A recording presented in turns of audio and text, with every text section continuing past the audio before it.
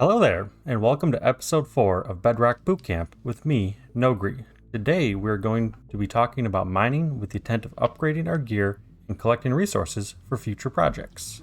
Why would we want to upgrade our gear, you may ask? Well, that's because different materials have different durabilities and efficiencies at which they destroy blocks. Here's an example. A wooden axe will destroy a log in 1.5 seconds, while an iron axe will destroy it in 0.5 seconds. Using the right tool is important too. You wouldn't want to use an axe to try to mine stone. It just takes too long.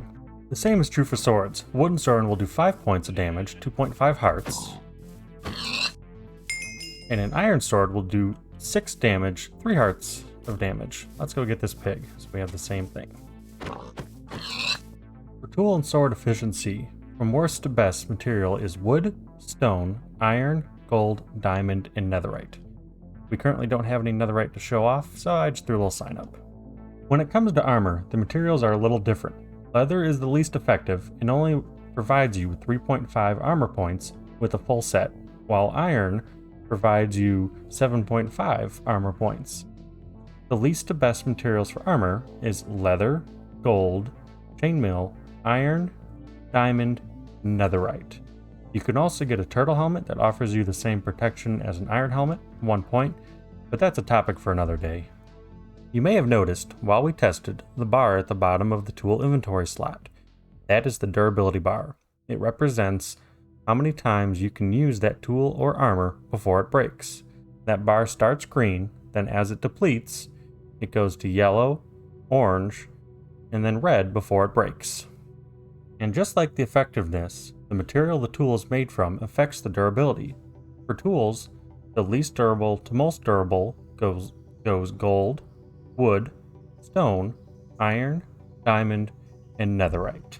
So our goal for today is to get the highest tier we can get while in the overworld, diamond. Netherite is the ultimate end goal, but that requires going to the nether and mining for it, which are 2 adventures on their own. Before we start mining, I need to explain something first. As you can see, I already have some diamonds, but we haven't started mining, let alone gone deep enough to find diamond ore. But how, you may be asking? Well, I did a live stream the other day, and we spent the time exploring ocean ruins and shipwrecks retrieving treasure maps, which lead to buried treasure. You know, X marks the spot kind of stuff. Both shipwrecks and buried treasure have a chance of containing diamonds and other useful loot like iron, gold, lapis, emeralds, and a few other little trinkets that we can use along the way. If you would like to join in on some of these streams, join me at twitch.tv/nogri1988.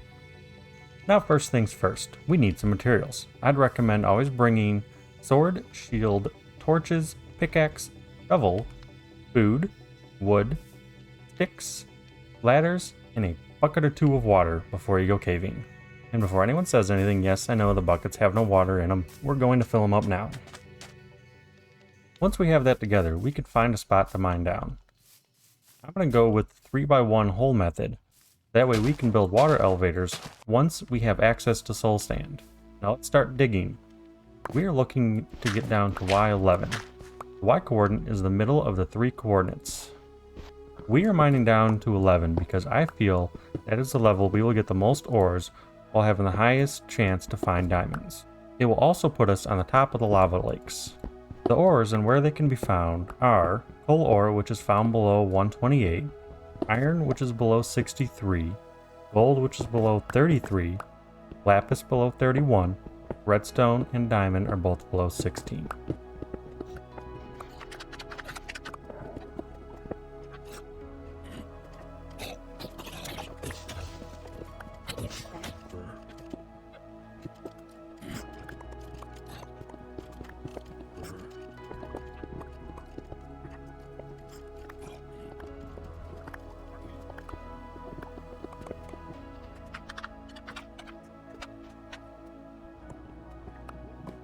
Well, we have a perfect example of why we stop on level 11. This is the top of a little lava lake. If we'd have gone any lower, we probably would have fell into the lava. But now that we are on level 11, we want to set up our mining base of operations. This is where we will have things like furnaces, crafting tables, infinite water sources, and chests to store things. This will also be a place for us to drop and sort our materials we mine and make more gear before we go back out. We are just going to make this a 7x7 area for now. We can always expand it later.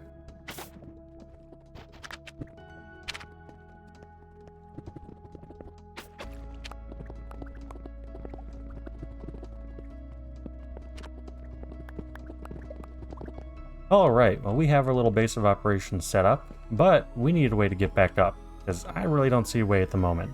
But for that, we need one little tiny button to start off. We'll grab that. We're going to put that button right here. Then we're going to pillar up a few blocks.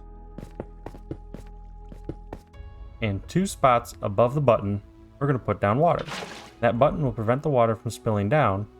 And now we just need to pillar back up again, remembering what side the water is on.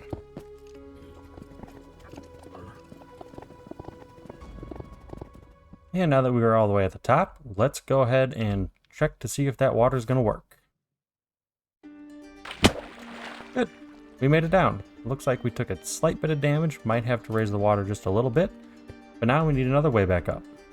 Or the actual way back up, shall I say. We're going to place ladders going all the way up. Well, this seems like the perfect opportunity to show off a little feature that a lot of people don't know about. Something called pick block. I just used up the last of the ladders that I have in my hotbar, but if you look in my inventory, I have some more. So, with pick block, I can look at the block or item that I want, and if I have it in my inventory, I click pick block, and suddenly it's in my hotbar. For PC, it is usually the center mouse button or little wheel, but for console, you have to set it up on your own. Just look for the option of pick block. I put it as the right thumbstick on my Xbox because that is crouch, and we already have crouch as one of the other buttons. We are going to start with branch mining, which is the safest mining method but also requires a lot of materials. We will use a 3x3 tunnel going out in each cardinal direction as the trunk for our branches. You can make this go out as far as you want. We are going to go out about 20 blocks for now. Make sure you place torches as you go. This is coal ore. We have found this before, but now would be a good time to explain some of the different ores as we find them. Coal ore can be mined with any pickaxe. This is coal ore. We have found this before, but now would be a good time to explain some of the different ores as we find them. Coal ore can be mined with any pickaxe. When mined, coal ore drops coal. Unless it's mined with silk touch, and then it drops the coal ore block. Coal can be used as fuel for smelting.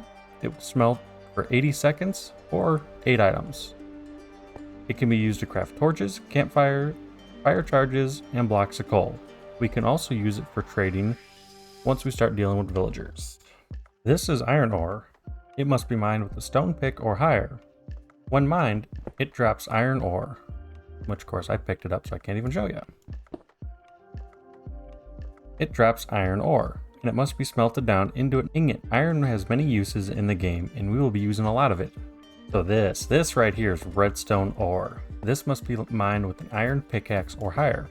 When mined, it drops 4 to 5 redstone dust, which can be used for brewing, or it can be crafted into one of the many redstone components. And that in and of itself is a whole nother episode, and we will have lots of fun with redstone. Once you get the first trunk finished, we're going to start branching out by going in 2 blocks and mining a 2x1 hole. No limit to how far out you go, but remember, you'll have to come back at some point.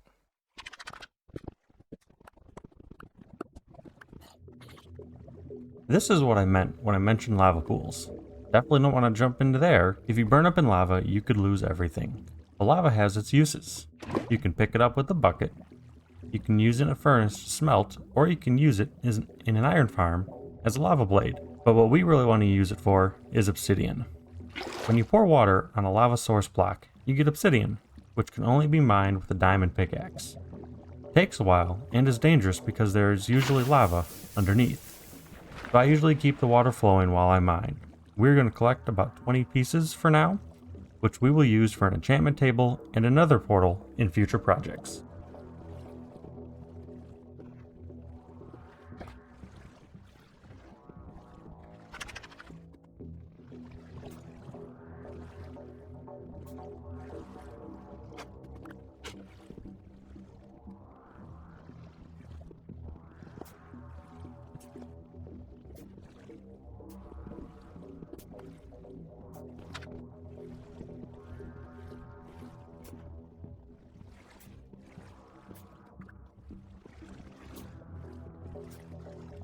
Now that we made our first branch and we made it back to base, we can restock and rearm and start our second branch. To do this, we are going to go over 2 blocks and start our next tunnel on the 3rd block.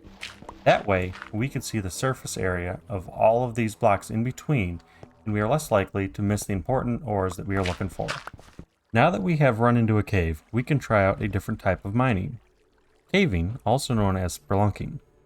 You will get the most amount of ores this way while using less tool durability, but it is also a lot more dangerous. While caving, you will run into mobs. Like we have a little skeleton over there waiting for us. You can also fall into a hole or fall from ledges, or you can even get lost. I always recommend placing torches down to help you find your way back. If you put the torches on the left, when you turn around, they will show you the right way to get back. This is Lapis ore. It must be mined with a stone pick or higher. When mined, it drops several pieces of lapis, which can be used in an enchanting table and can be turned into blue dye or used to make lapis blocks. This is gold ore. This must be mined with an iron pickaxe or higher. When it's mined, it will drop its block, just like iron ore, which means it must be smelted down and becomes a gold ingot. It has many uses in the game, and we will get to that probably in our redstone episode. So after what felt like an eternity, we finally found what we were looking for. This is diamond ore. It must be mined with an iron pickaxe or higher, and when mined, will drop 1 diamond. Diamonds can be crafted to tools, armor, note block, or an enchantment table. After mining for a little over a half hour, we're able to collect a little bit of resources. These will help in future projects, but sadly, I was only able to get 2 diamonds. We will have to do a lot more mining in the future. I plan on doing some off-screen mining and mining on some live streams. Look out for those. Before we go, we're going to talk about the comment of the episode. For last episode's comment, I am picking, "Love the informative nature of the series. I learned something every episode, even though I've been playing for a while." From Nixcraft97. That is why I decided to make this series. I've been playing this game for about 8 years now and have learned a lot, and I love sharing this knowledge and my passion for this game with all of you. Hopefully we can all learn a lot along the way.